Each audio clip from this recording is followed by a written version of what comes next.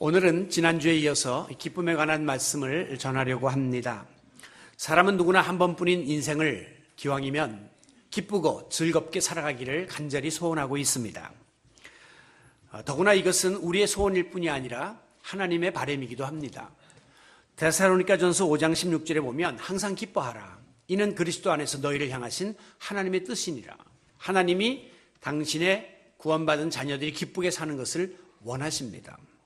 마치 부모들이 자기가 낳은 자녀들이 할 수만 있으면 기쁘고 행복하게 살기를 원하는 것처럼 우리 하나님도 당신의 자녀들이 이 땅에서 기쁘고 즐겁고 행복하게 살기를 바라고 계십니다. 그러므로 기쁘고 즐거운 삶은 이와 같은 하나님의 뜻에 부응하는 삶이요, 또 우리 그리스도인들의 본분이라고 말할 수 있는 것입니다.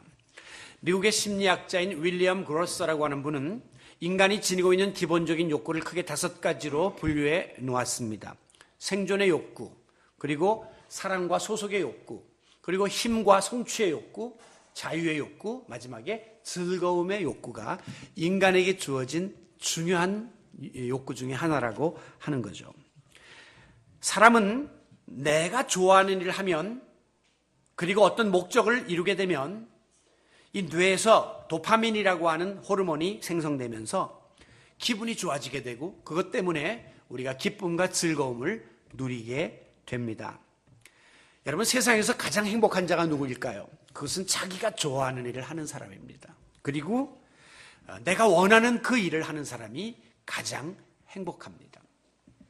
제 아들이 한 번은 자기 친구들 중에 부모가 등을 떠밀어서 자기는 원치 않는데 의사가 되거나 변호사가 되거나 소위 사자의 이런 직업을 갖고 있는 친구들을 이렇게 대하다 보면 마음에 기쁨과 즐거움이 없다고 실토하는 이야기를 듣는다고 합니다. 그러면서 자기는 부모님이 네가 하고 싶은 일이 무엇이냐라고 물어주었고, 네가 하고 싶은 일을 하라고 밀어줬기 때문에 굉장히 행복하게 살고 있다고 감사의 뜻을 표하는 이야기를 들은 적이 있습니다. 여러분, 이 기쁨과 즐거움은 그렇기 때문에 굉장히 주관적인 기준에 의해서 우리에게 주어지는 겁니다. 어렵고 힘든 것이 아니라 내가 즐겁고 내가 좋으면 기쁘고 그것이 복된 일이에요. 지난 주일날 텔레비전에 어떤 프로그램 중에 세상에 이런 일이라고 하는 게 있는데 정말 듣도 보도 못하던 엄청난 일들이 거기서 소개되더라고요. 그런데 지난 주일날 어떤 남자분이 이상하게 여장을 하는 겁니다. 그래서 자기 부인은 털털하고 화장도 안 하는데 남편은 매일 아침에 화장을 하고 액세서리를 달고, 그리고 머리도 약간 여성적으로 이렇게 빗고, 더 놀라운 것은 여자들이 입는 드레스, 미니스커트 같은 걸 입고 다니는 거예요. 실제로 그 동네에서 그렇게 하면서 업무를 보고 다 해요. 사람들은 이제 다 알고 있는 유명 인사가 되었더라고요. 그런데 그 부인한테 물으니까 자기는 전혀 이상하지 않고 이 내 남편이 좋아하는 일을 하니까 나도 즐겁다고 그렇게 말씀하는 걸 들으면서, 참 이해할 수 없는 일이지만 행복은 굉장히 주관적인 것이구나. 그분은 그것이 가장 즐거운 기쁜 일이라고 고백하고 있습니다. 여러분, 만약에 내가 기쁨을 느낄 수만 있다면 그 일이 좀 힘들어도, 그 일이 조금 사람들한테 손찌검을 당해도 즐거운 마음으로 극복할 수 있는 것입니다. 이것이 우리가 하고 있는 직업에 귀천이 없는 것이고 우리가 현재 삶에 만족해야 될 이유입니다. 여러분, 만약에 지하철에 에스컬레이터가 있고 한쪽에 계단이 있다고 생각해 보십시오. 우리는 대부분 다 에스컬레이터를 이용하려고 저기에 줄을 씁니다. 걸어가면 더 빠를 수 있는데도 굳이 에스컬레이터를 타고 갑니다. 왜? 힘을 들이는 일이 싫어서, 걷는 것이 싫기 때문입니다.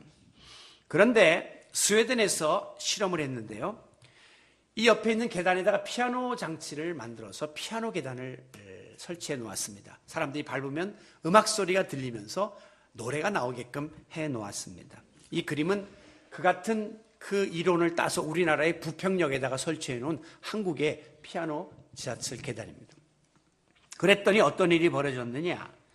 오히려 계단을 이용하는 사람보다, 에스컬레이터를 이용하는 사람보다 계단을 이용하는 사람들이 60% 증가했다고 하는 겁니다.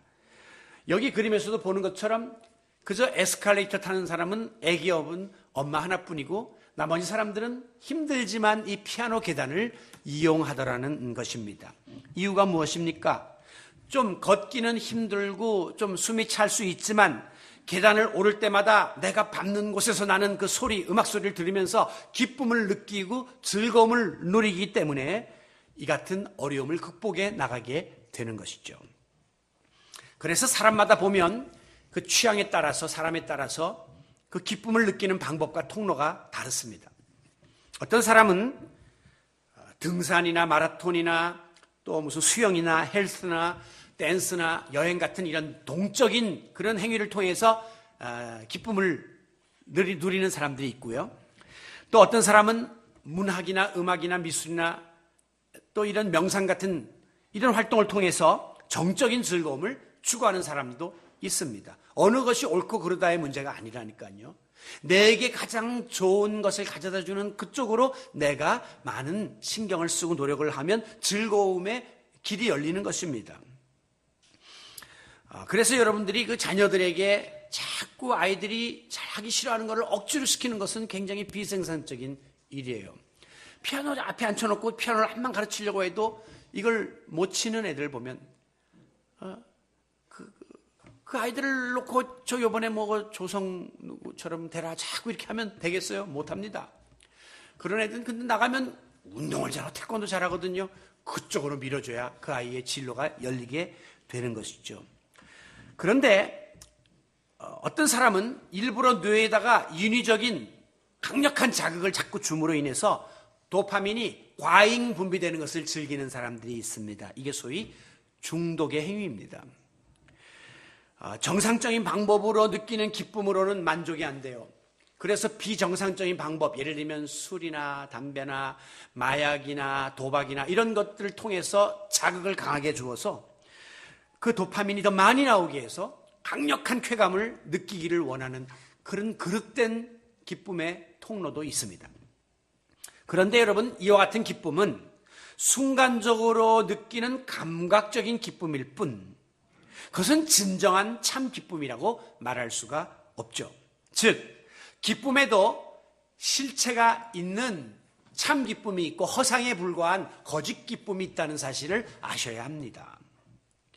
거짓 기쁨, 가짜 기쁨은 그 한순간은 그럴듯한데 그 순간이 지나면 오히려 기쁨이 변하여 고통으로 그리고 허무로 다가오게 됩니다.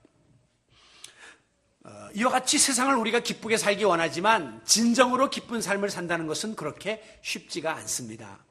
우리가 살아왔던 인생을 되돌아보면 정말 참으로 기뻤던 순간과 어렵고 힘들었던 순간을 비교해 볼 때 참으로 기뻤던 순간은 별로 손꼽을 정도밖에는 기억이 나지 않는 이유가 바로 거기에 있습니다. 오죽하면 시편 기자는 우리 인생이 70이어 강건하면 80을 산다 할지라도 그 인생의 내용은 온통 수고와 슬픔뿐이다 라고 탄식했겠습니까? 오래 사는 것이 문제가 아니라 오래 살아도 그 삶의 내용은 수고와 슬픔과 근심이 가득 차 있다고 하는 것을 고백하고 있는 것이죠. 이와 같은 사실을 입증하듯이 오늘 우리는 과거의 그 어느 시대보다도 모든 것에 있어서 더 좋고 향상되어 있는 편안한 세상에 살고 있습니다. 그럼에도 불구하고 오늘 현대인들은 과거에 살던 사람들보다 더 많이 우울증이나 불면증 같은 정신적인 질환에 노출되어 있는 이유가 무엇입니까? 그것은 근본적인 기쁨이 외부적인 환경에서부터 주어지는 것이 아니기 때문입니다. 세상은 훨씬 더 편해졌고 살기 좋아졌고 먹거리가 풍요로워졌고 놀거리가 많아졌는데 근심이 더 많아지는 이유는 외부에서부터 기쁨이 오는 것이 아니라 바로 내 마음에서부터 기쁨이 주어지기 때문에 내 마음이 평안하지를 못하고 마음을 다스리지 못하는 한 아무리 환경이 좋아도 그들은 기쁨을 누릴 수가 없는 것이죠. 자, 그렇다면 우리 그리스도인들의 기쁨은 어떠합니까? 우리 그리스도인들은 하나님의 뜻대로 살기 위해서 노력하고 그리고 주님이 맡겨주신 일과 사명을 감당할 때에 다른 사람이 누릴 수 없는 참 기쁨을 경험하게 됩니다. 지금 너무 밖에는 아름다운 꽃들이 많이 펴 있고 나들이 하기에 참 좋은 날씨죠. 그런데 불신자들은 지금 이 기회를 타서 꽃 구경을 하면서 야외에 나가서 봄바람을 맞으면서 기쁨을 누리고 있습니다. 그러면서 그들은 이렇게 예배 자리에 나와 있는 우리들을 비웃습니다. 아니, 예수 믿으면 무슨 재미로 사는가?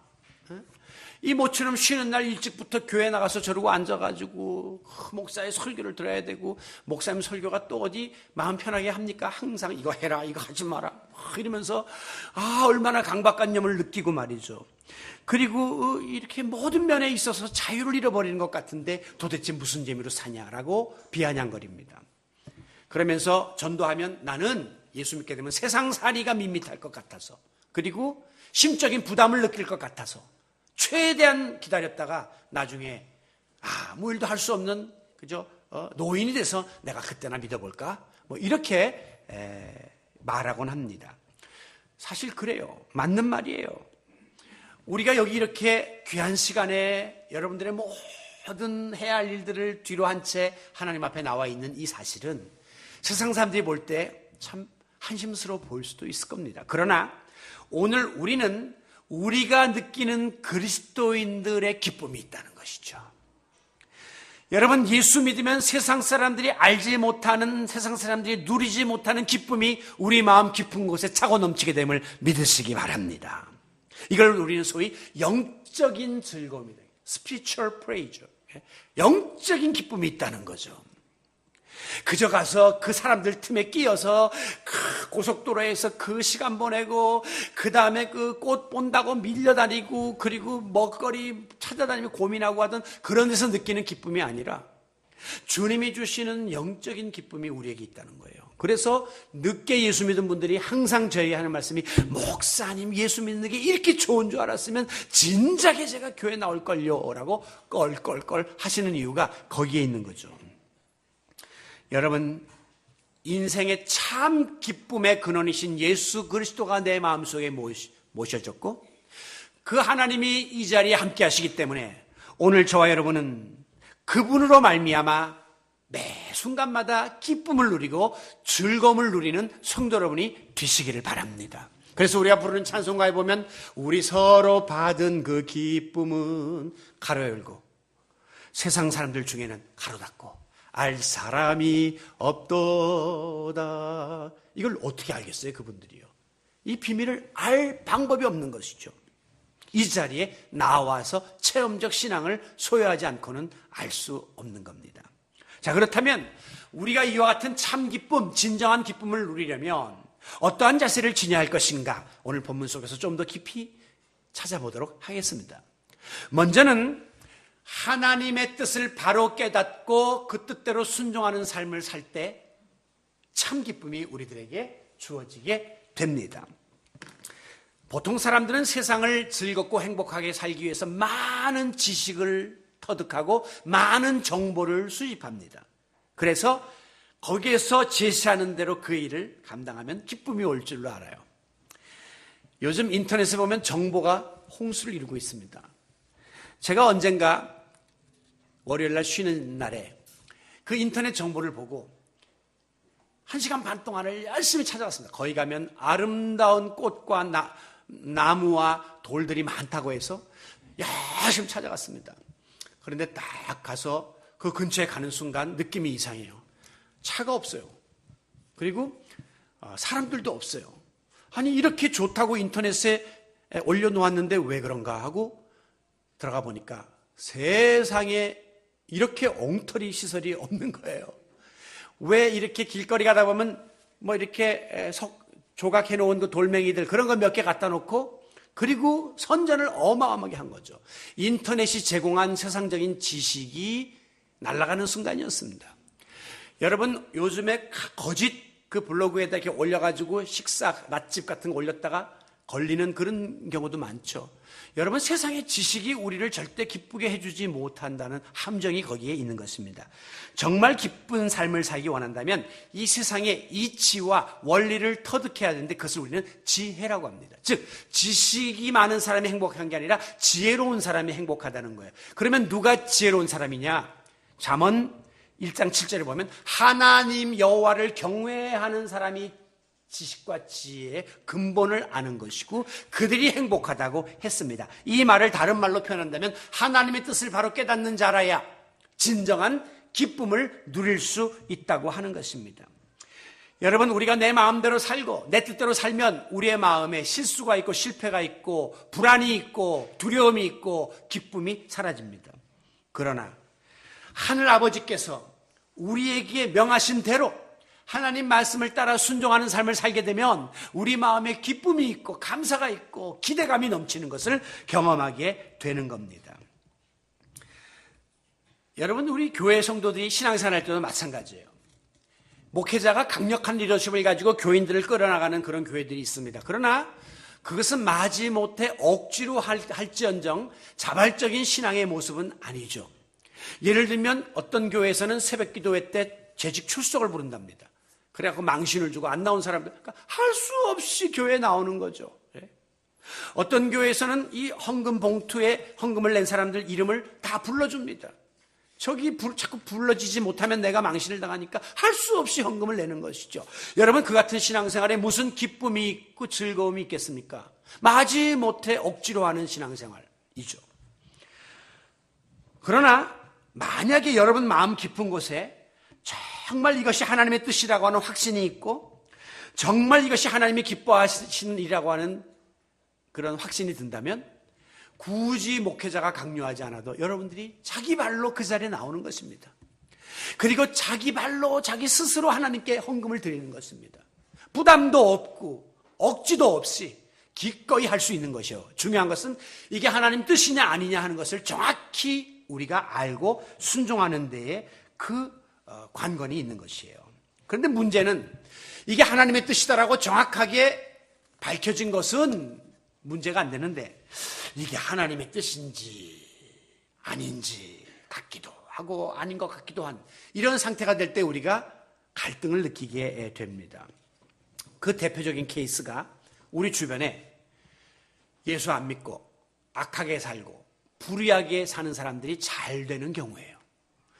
여러분, 이거 참 괴로운 일입니다.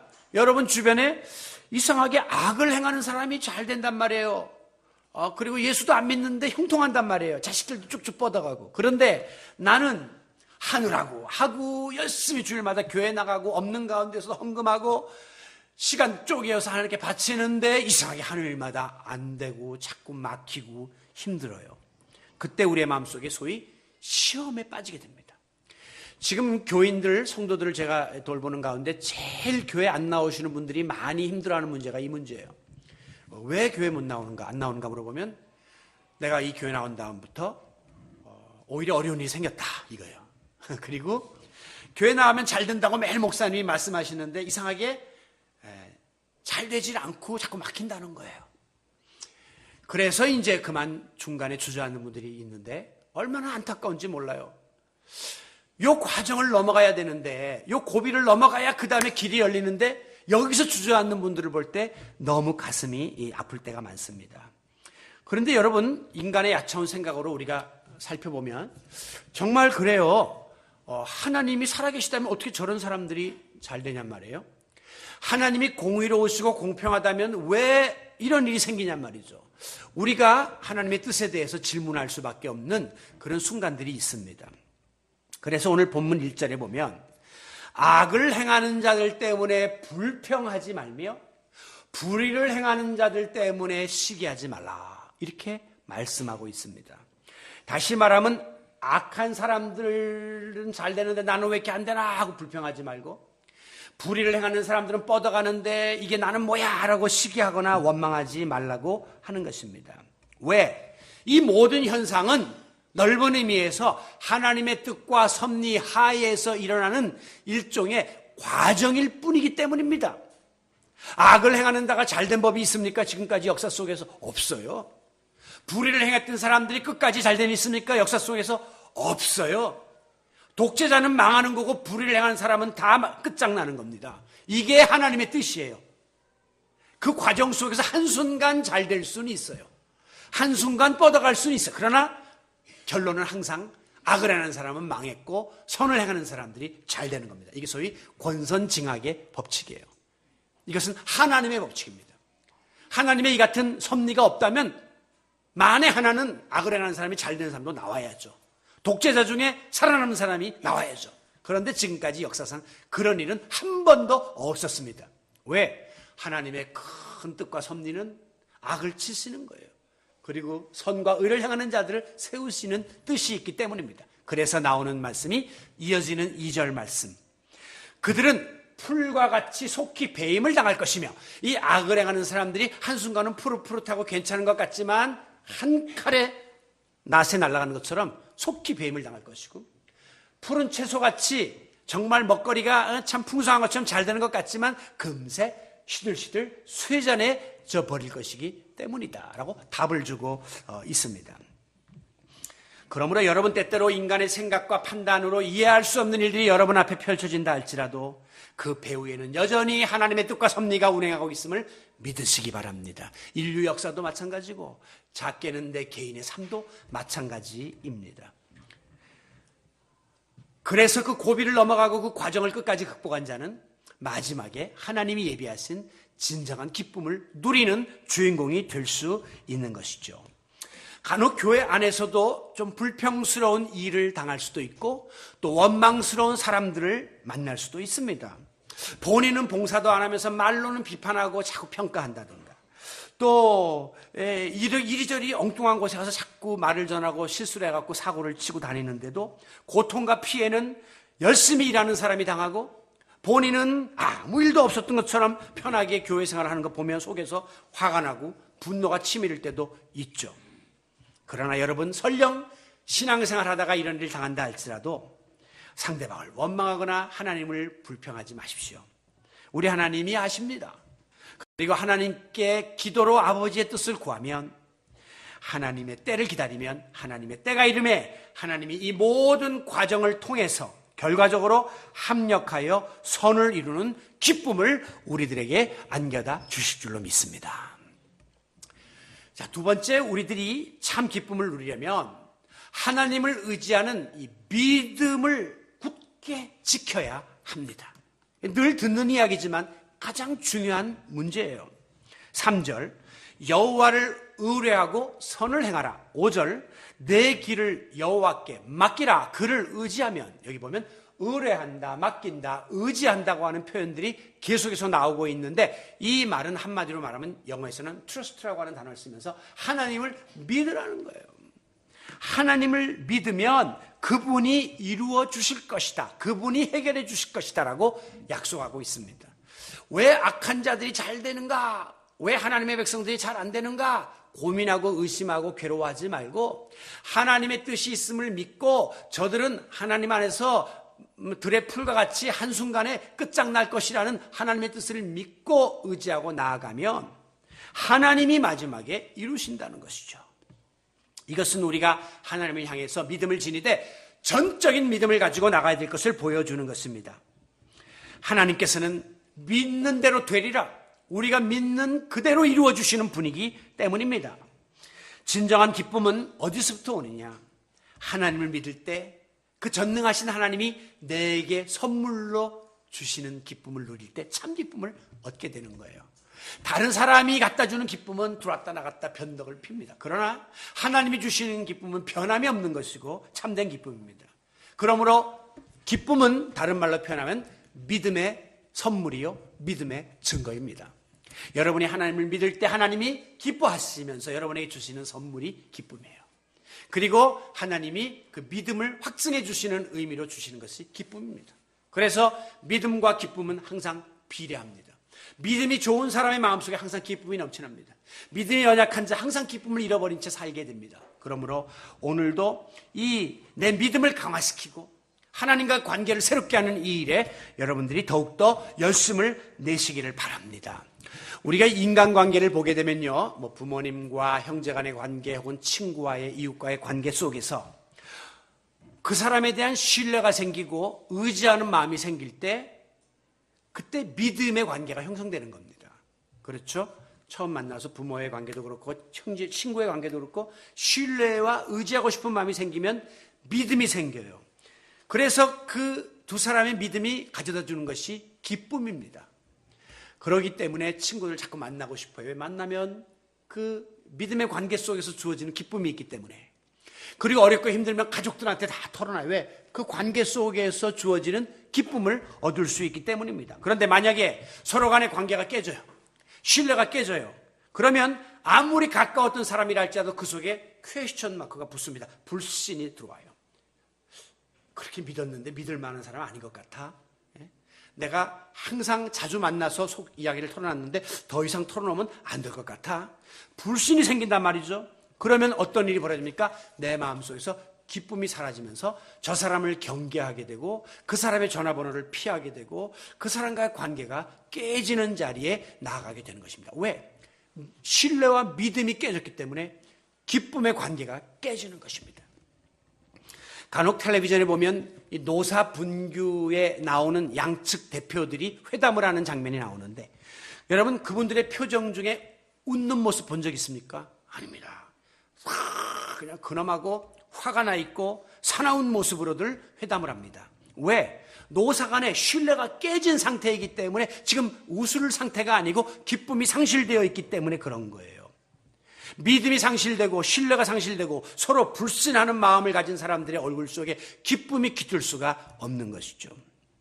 여러분 오늘 우리가 살고 있는 현대사회는 아무것도 믿을 수 없는 불신의 시대입니다. 가장 믿을 만한 것이 부모와 자녀의 관계인데 근래에 나타나는 부모가 아이들을 유기하거나 가정폭력으로 인해서 치사상태에 이르게 하는 이 모습은 아주 부자 간의 관계의 불신의 극치를 보여주는 것입니다. 제가 간혹 그런 말씀드리죠. 엄마, 아빠, 나의 모든 것인 그분의 손에 의해서 목졸림을 당하는 아이들의 그 심정. 그 마지막에 죽어가면서도 엄마 왜 이래 하는 그 모습을 한번 상상해 보세요. 이거는 도저히 믿음이 깨진 아주 가장 극치의 상태에 지금 우리가 처해 있음을 보여주는 단면입니다. 이제 다음 수요일이면 국회의원 선거가 있는데요. 지금 뭐 엄청난 말잔치를 벌이고 가모니설로 이렇게 이야기를 하지만 많은 우리 유권자들은 그 약속을 꽁약, 그러니까 속이 비어있는 거짓말이라는 생각을 하고 있습니다. 그나마 신뢰도가 높던 곳이 교육계고 의료계고 종교계였는데 요새 뭐 의사들이 썼던 감염된 주사바늘을 막 쓰는 거예요. 있을 수 없는 거죠. 자기 병원에 빚을 갚기 위해서 막 무조건 아닌 것도 검사라고 막 하는 거예요. 신뢰가 깨지고 있어요. 그래서 믿기가 어렵단 말이에요. 교육계는 그래도 우리 아이들의 모든 걸 맡겼는데 교육계 안에서도 온갖 부조리와 비리가 드러나고 있단 말이죠. 종교계가 우리의 영혼을 다스려주는 그나마 믿을 만한 마지막 보루였는데 그것도 무너지는 불신의 실 속에 우리가 살고 있습니다. 사회 안에 불신 풍조가 팽배하면 범죄가 증가하고 동시에 술이 많이 팔린다고 하는 통계가 나와 있습니다. 술을 많이 먹어요. 왜 술을 많이 먹느냐? 화가 나서, 속이 상해서, 마음이 괴로워서 술을 먹는다는 거죠. 우리 한국 사람들의 술 소비량은 약 6년 전에 세계 2위로 나왔었습니다. 최근에는 한 11위 정도 나오고 있습니다. 그러면서 이 술을 한국 사람들이 먹는 소비량이 전 세계인들의 평균치의 약 2배 정도 한국 사람들이 술을 먹는다. 그렇게 이야기하고 있습니다. 엊그제도 새벽 기도회를 끝나고 가는데 이 앞에 큰 대로에 막 어떤 분이 막 비틀거리면서 대로를 막 횡단하는 거예요. 깜짝 놀랐어요. 지금 시간이 밤 11시 금요기도회 끝나고 갈 때면 뭐 그런 사람 간혹 보지만 새벽 기도 끝나고 본 거는 지금 밤새 퍼먹었다는 이야기거든요. 얼마나 그걸 보면서 가슴이 아팠는지 몰라요. 다른 것보다 그 자녀들 생각이 났어요. 그 부인 생각이 났어요. 집에서 기다리고 있을 거 아니에요. 예? 그런데 저러고 잘못하면 그냥 또 술 취한 차에 들이박혀 죽을 수밖에 없는 저런 행위를 하고 있는 것이 너무너무 속이 상했습니다. 여러분, 세계적으로 말술을 먹는 유명한 나라가 아일랜드인들입니다. 아일랜드 굉장히 독주를 많이 먹는데요. 그 앙케이트를 했어요. 왜 술 이렇게 많이 마시는가? 아일랜드인들이요. 답이 평균치 가장 많은 게 뭐냐면 고통을 잊기 위해서입니다. 고통을 잊기 위해서입니다. 지금 세상이 힘들다는 거죠. 그러면 술을 마시면 고통이 잊어지는가? 라고 반문했습니다. 답이 뭔지 알아요? 천만의 말씀. 술이 깨고 나면 내 속에서 더 많은 마귀들이 휘젓고 다닙니다. 그걸로 끝난 게 아니라 그 다음에는 그로 인하여 파생된 다른 문제를 수습해야 되고, 그로 인하여 날아간 돈을 또 갚아야 되고, 여러 가지 실수했던 많은 것들 때문에 더 많은 사탄의 역사가 우리의 마음을 괴롭게 만든다고 밝히고 있습니다. 뭘 보여주는 겁니까? 인간사에서 일어나는 문제는 인간적인 방법으로 근본적인 치료가 어렵다는 거예요. 인간들이 인간사에서 나타나는 문제 때문에 고통을 당하고 있다면 인간적인 어떤 수단과 방법으로는 그 고통을 풀 길이 없다는 것입니다. 그렇기 때문에 인간이 참 기쁨을 얻기 위해서는 3절 말씀, 여호와를 의뢰하라, 하나님을 의지하라, 하나님을 믿으라. 무슨 뜻입니까? 세상의 그 무엇보다, 그 누구보다, 그 어떠한 사건보다도 하나님을 의지하고 하나님이 나의 보호자가 되시고 인도자가 되시고 내 문제를 풀어주실 것이라는 사실을 믿으라는 거예요. 믿되 여기까지 내가고 여기부터는 하나님 해주세요라는 부분적인 믿음이 아니라 전적 위탁, 하나님께 그냥 다 갖다가 내어 맡겨버리라고 하는 것입니다. 그리고 그 믿음에 순종하는 자세를 지녀야 한다는 것이죠. 얼른 생각하면 막연해 보이고, 얼른 생각하면 아유 그게 무능한 사람들이 하는 짓이라고 생각될지 모르지만 사실은 진정한 기쁨의 비결은 바로 거기에 있다는 사실을 깨달아야 합니다. 여러분, 우리가 주회를 하는 것도 마찬가지예요. 교회라고 주회를 하는데도 불구하고 어려움이 옵니다.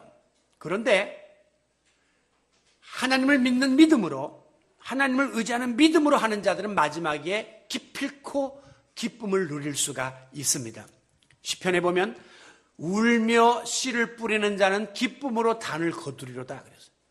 울면서 고통스럽지만 그 어려운 과정을 주를 위하여 거친 사람들은 마지막에 기쁨의 단이 선물로 주어진다고 약속하고 있습니다. 만약에 우리가 주의를 하면서 내 생각과 내 재능과 내 방법과 내 계획대로 하면 그 일이 벅차서 감당할 수가 없어요. 그리고 마지막에는 중간에 다 낙오하는 자리에 빠지게 됩니다. 주의 일은 믿음으로 하는 것입니다. 세상도 믿음으로 살아가는 것입니다. 오늘 우리 모두 어떤 환경과 여건에 처해 있다 할지라도, 무슨 일이 우리 앞에 다가온다 할지라도 그 눈앞의 상황에 구애받지 말고 우리의 속사람이 하나님의 믿음의 반석에 굳게 서서 믿음의 줄을 굳게 붙잡음으로 주님이 베풀어 주시는 진정한 기쁨을 누리며 살아가는 행복자들이 되시기를 바랍니다. 자, 이 마지막에 우리가 살펴볼 참 기쁨의 비결은 바로 하나님을 기쁨의 대상으로 삼는 일입니다. 이건 굉장히 중요한 자세예요. 사람이 무엇을 좋아하느냐, 어떤 일을 기뻐하느냐에 따라서 그 사람의 미래가 결정되곤 합니다. 대부분 어린 시절에 품었던 꿈이 어른이 되어서 이루어지는 이유가 바로 여기 있는 겁니다. 어릴 때부터 자꾸 장난감 뜯어다가 맞췄다 한 애를 보면 나중에 과학자 되는 거예요. 그리고 동네에 나가서 자꾸 골목대장하고 일던 애들이 정치판에 나가 권력을 휘두르는 겁니다. 어려서부터 돈 주면 자기 통장에 탁탁 넣고 계산하고 하던 그런 애들이 나중에 경제 활동을 하는 그런 경제가가 되기 쉽고요. 그리고 무조건 나가면 깡통이라도 차는 애들이 나중에 운동선수 되는 거예요.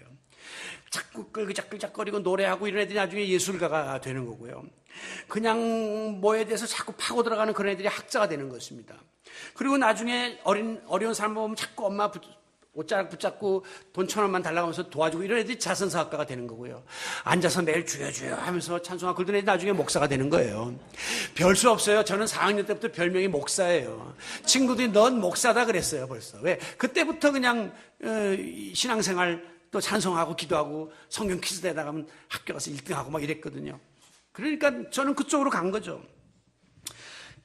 그렇다면 여러분은 지금 오늘 무엇을 여러분의 기쁨의 대상으로 삼고 있습니까?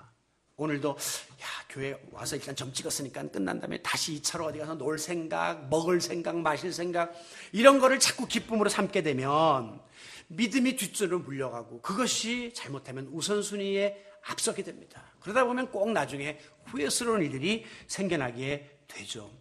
여러분, 우리의 기쁨의 대상이 무엇인가, 누구인가가 굉장히 중요한 것입니다. 사람이 세상에서 기쁨을 얻는 방법은 크게 두 가지입니다. 하나는 세상으로부터 땅에서 육적인 기쁨을 누리는 겁니다. 또 하나는 하나님께로부터 하늘로부터 임하는 영적인 기쁨을 누리는 겁니다. 우리는 이 후자의 반열에 서야 합니다. 성경에 보면 상반된 두 인물이 나오는데 먼저 이 땅에서 세상의 즐거움과 낙을 추구하면서 기쁨을 얻으려고 한때 노력했던 솔로몬의 이야기가 나옵니다.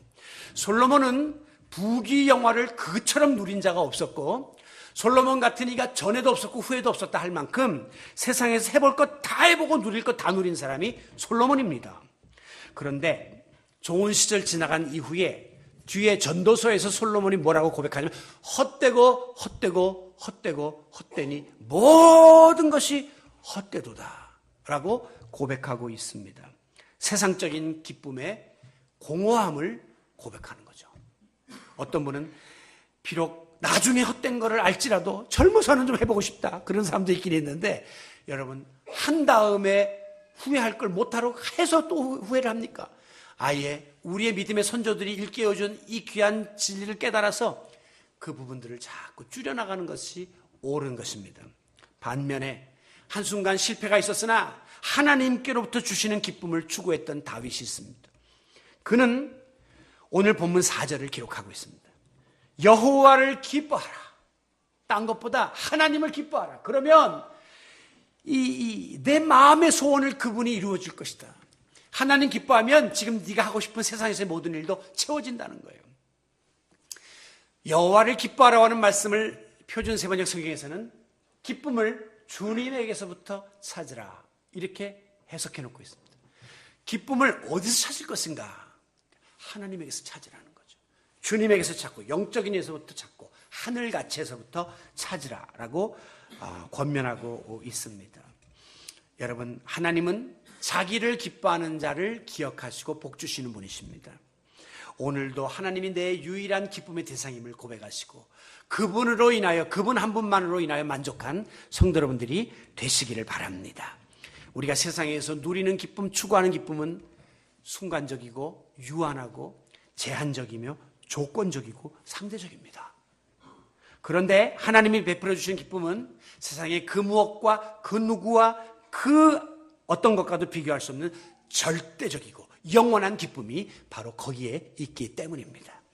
여러분 한순간 반짝 즐거웠다가 오래 괴로운 길을 택할 것입니까?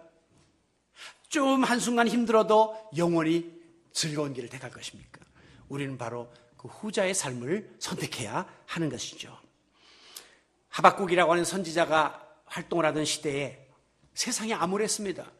종교 지도자들은 타락했고 정치 지도자들은 사리사욕을 추구했고 백성들은 하나님을 떠나서 강팍하게 살았고 설상가상으로 갈대아의 인이라고 하는 외부 세력의 공격이 호시탐탐 노리고 있었습니다. 그 어느 것 하나 편하지 아니한 총체적인 위기 상황에 놓여 있었던 절망의 시대였어요. 그런데 하박국은 그 시대와 상황을 바라보며 낙심하지 않았습니다. 오직 하나님을 바라보며 하나님을 기쁨의 대상으로 여기면서 다음과 같이 하박국 3장 17절에서 고백하고 있는 것입니다. 비록 무화과 나무가 무성치 못하고 포도나무에 열매가 없으며 감람나무에 소출이 없으며 밭에 먹을 것이 없으며 외양간에 송아지가 없을지라도 하나도 없는 거예요. 들어오다 보니 포도에 열매도 없지, 밭에 채소도 없지, 외양간에는 송아지도 없지, 아무것도 없는 절망적인 상황. 우리는 그런 상황이 되면 엄청난 절망과 고통 속에 침체 가운데 빠질 수밖에 없으나 하박국은 그리할지라도 마지막에 뭐라고 고백합니까? 반전이 나옵니다. 나는 구원의 하나님으로 인하여 기뻐하리로다. 나는 하나님만 바라보겠다라고 하나님을 기쁨의 대상으로 삼았습니다. 바로 이 같은 자들에게 주어지는 기쁨이 진짜 기쁨이에요. 참 기쁨입니다. 말씀을 마무리하면서 6절에 보면 이와 같이 하나님을 기쁨의 대상으로 삼는 자들에게 약속된 하나님의 축복이 기록되어져 있습니다. 내 의를 빛같이 나타내게 해주실 것이고 내 공의를 정오의 빛같이 하시로다. 하나님을 기쁨의 대상으로 삼는 자, 그들에게 약속된 축복은 빛같은 은혜를 주시겠다고 했습니다. 빛은 멀리 뻗어나가는 축복이에요. 여러분의 앞날이 시온의 대로가 열림과 같이 멀리 뻗어가는 축복을 하나님이 주십니다.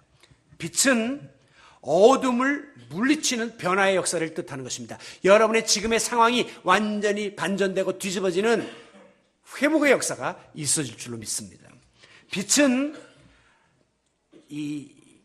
결국 나누는 것입니다. 다른 사람들에게 영향력을 끼치는 것이 빛입니다. 그렇기 때문에 여러분이 받은 그 기쁨이 다른 사람에게 나누어지는 기쁨의 전달자, 행복의 나누미로 살아가는 귀한 은혜가 여러분에게 약속으로 주어져 있습니다.